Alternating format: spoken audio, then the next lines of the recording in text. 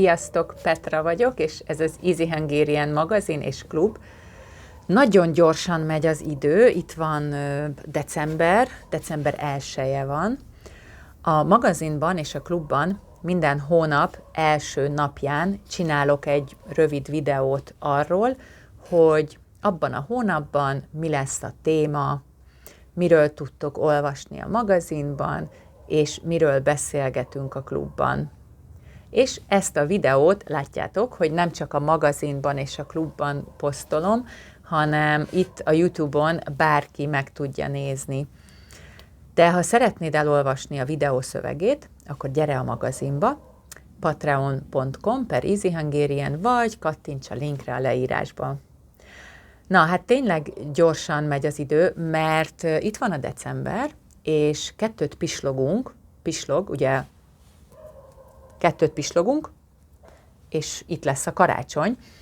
A karácsony nagyon fontos itt Magyarországon, és azt gondolom, hogy ez a legfontosabb családi ünnepe a magyaroknak.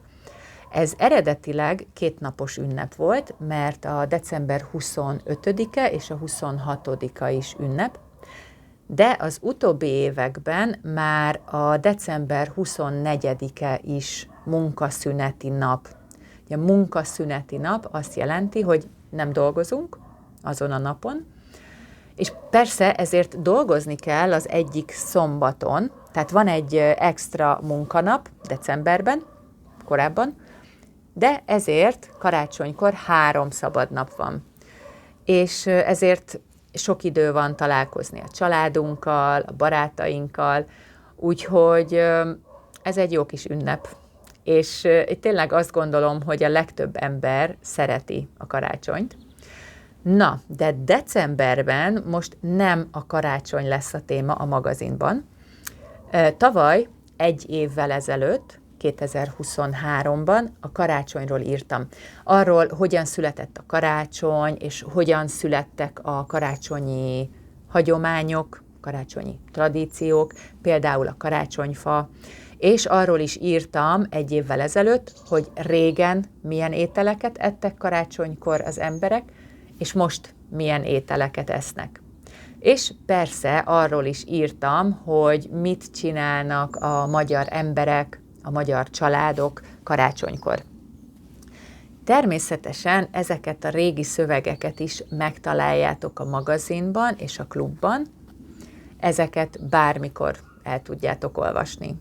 Oké, ha nem a karácsony lesz a téma decemberben, akkor mi? A decemberi téma ebben az évben a család. Szerintem ez elég jól passzol a karácsonyhoz és a decemberhez. A karácsony az egyik legnagyobb családi ünnep, és decemberben Magyarországon mindenki a karácsonyra készül, ezért azt gondoltam, hogy jó ötlet lesz a családról írni. És azt is gondoltam, hogy könnyű lesz erről a témáról írni, de rájöttem, hogy nem könnyű. Mindenkinek volt vagy van családja. Mindenkinek van vagy volt anyukája. Általában apukája is. Ezért azt gondoltam, hogy a család mindenkinek érdekes. És az igaz, hogy mindenkinek van vagy volt családja, de a család mindenkinek mást jelent. És ezért nehéz úgy írni a családról, hogy mindenkinek érdekes legyen.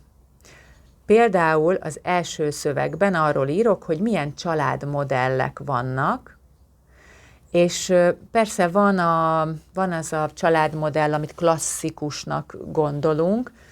Azt gondoljuk, hogy a klasszikus az apa, anya, gyerekek, de nem minden kultúrában, és nem minden korban ez a klasszikus családmodell.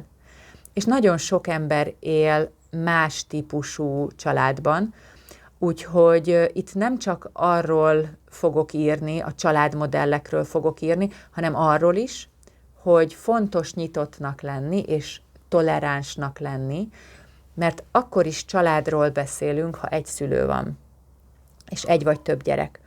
És akkor is családról beszélünk, hogyha 2 szülő van, de nincs gyerekük. És még más családmodellekről is olvashattok a magazinban, és arról is olvashattok, hogy mik a pozitívumok, és mik a negatívumok ezekben a családmodellekben, családtípusokban. Egy másik szövegben egy fantasztikus apáról írok, aki 12 gyereket nevelt egyedül. Ez nem egy tipikus történet, és ez nem mostanában történt, hanem több mint 100 évvel ezelőtt, amikor még más volt a férfiak és a nők szerepe, más volt a férfiak és a nők feladata a családban. Ma már több olyan apát látunk, aki egyedül nevel gyereket, de több mint 100 évvel ezelőtt ez nem volt egy tipikus történet. És ezért azt gondolom, hogy ez a szöveg is nagyon érdekes lesz.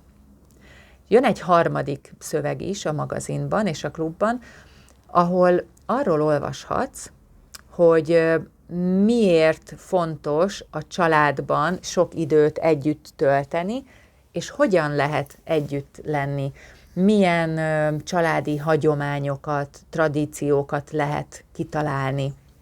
És persze minden családban vannak születésnapi hagyományok, hogy általában mit csinálnak a születésnapokon, vagy a hagyományos családi nyaralás, minden júliusban például, amikor elutazik a család, és együtt vannak, és ezek nagyon fontosak, és nagyon jók. De arról is írok, hogy a mindennapokban milyen hagyományokat, tradíciókat lehet felépíteni, és ezek hogyan segítik a család életét, és hogyan segítik azt, hogy ez egy szerető család legyen. Ezek lesznek a szövegek most decemberben, a magazinban és a klubban. Nagyon kíváncsi vagyok arra, hogy melyik szöveg lesz a kedvencetek. Én nagyon szeretem írni ezeket a szövegeket, mert mindig sok-sok új dolgot tanulok én is a világról, és szerintem sokat segít a nyelvtanulásban, ha érdekes dolgokat olvasol. Mert akkor nem arra koncentrálsz, hogy most magyarul tanulok, nem, hanem arra koncentrálsz, hogy fú, de érdekes, ez a férfi 12 gyereket egyedül nevelt, nagyon szeretném tudni, hogy mi az ő sztoria, hogy mi történt. És elolvasod a sztorit magyarul. Ha szeretnél szuper érdekes sztorikat és szövegeket olvasni, könnyen magyarul, akkor gyere az Easy Hungarian magazinba, és ha szeretnél beszélgetni is, és szeretnél videós leckéket nézni, feladatokat csinálni, akkor gyere a klubba. A magazint és a klubot is megtalálod a patreon.com/Easy Hungarian oldalon, vagy kattints a linkre a leírásban. Jó olvasást és jó tanulást kívánok decemberben is. Sziasztok!